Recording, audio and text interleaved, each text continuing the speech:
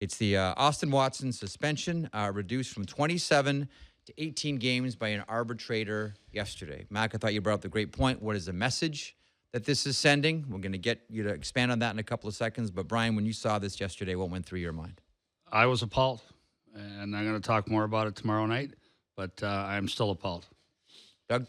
Yeah, I didn't, it's a big issue in our society, and I just don't understand where people's heads are on this. And look, I know lots of details about it, but I just think in today's society, you just don't go there.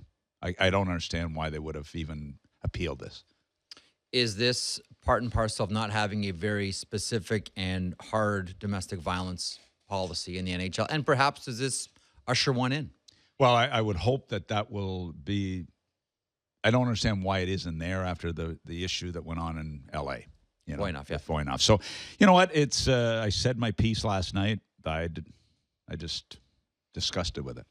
And I think the notion of because I looked at the NFL's policy, and if I'm not mistaken, they refer to a standard of 6 games, but they can go up or down from there. It's not like a speeding ticket, where if you're going this fast, this is the penalty. It's the same as supplementary discipline in the NHL. People say, why don't you have a speeding ticket? Because none of the incidents are the same. The league wants flexibility on it. These incidents are not the same. That's why there's a broad, wide open approach to it. But I'm appalled. And again, I'll say a lot more tomorrow night. So if it's wide open, then what's to stop now? Because the NHL took the took the arrows on this one last night and continued to now.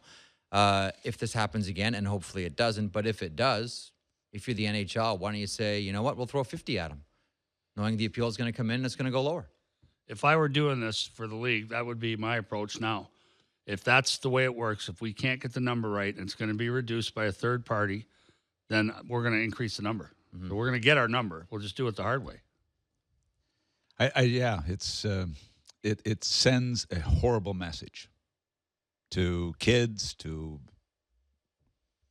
young guys, young girls. I just think it sends a horrible message. But you know what? And the arbitrator. Anyway, obviously there was lots of details that were presented that something must have tweaked them. I don't know, but it just doesn't make sense to me. I don't know how Nashville can bring Austin Watson back.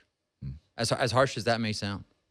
I don't know how the Preds, and now again, Austin Watson's name is out there, and it's another issue. And we're talking about it here in social media, and everybody's having a say at it.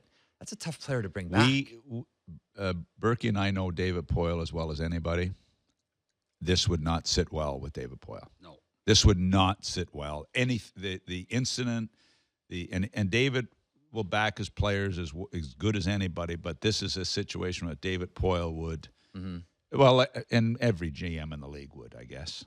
I was famous for backing my players up. I would not have even gone to this hearing. I would not have even accompanied my player to this hearing, this appeal.